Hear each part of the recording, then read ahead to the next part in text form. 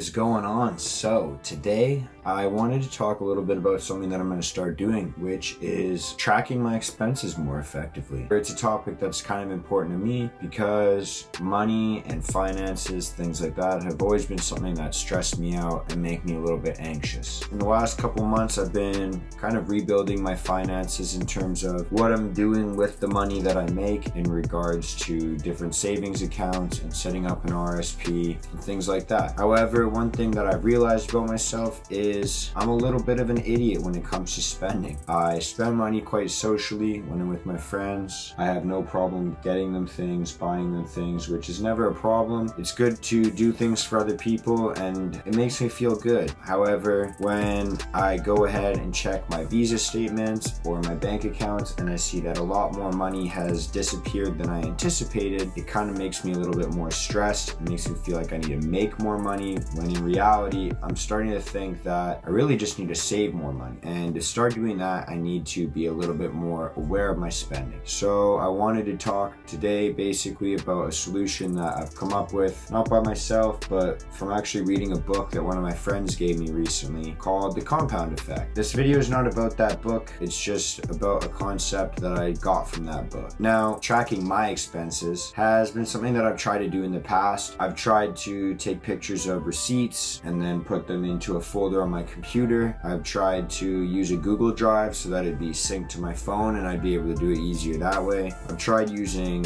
apps that are in my phone. However, I usually forget to take the pictures or I forget to record it. And a lot of those apps are paid apps as well, and I just don't really want to spend money on those, which is kind of ironic because I have no problem spending money on other things. But this is kind of a challenge I'm going to set for myself. It came from the book, so this is what I'm going to try and do.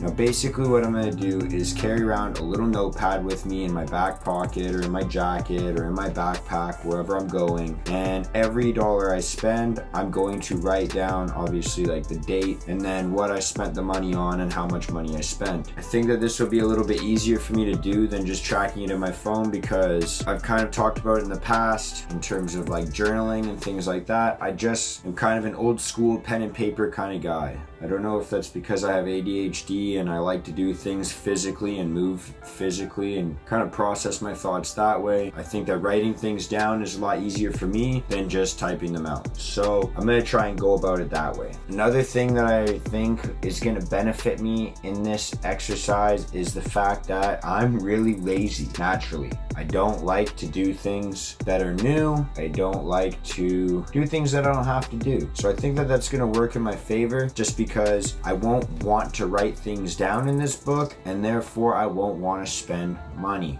because then I won't have to record it. Now, obviously, there's a couple of goals that I have with this exercise, and the first one is obviously just to become a little bit more aware of where my money is going and how my spending habits work. The other thing that I think will be nice from this is it'll make tracking all my money a lot easier. Come tax season, I'll know where all my expenses were and I'll be able to flip through this book and see how much I spent on certain areas of my life. But I think that the main benefit is just going to be deterring me from spending impulsively because I won't want to write down embarrassing, stupid spending habits in this book, and therefore I'll probably deter myself from using those behaviors in the first place. This whole tracking method is going to benefit me financially, hopefully, but that doesn't mean that you only have to use it with finances. You can use a tracking method for weight loss, you can use it for time management, you can use it for workouts or even reading.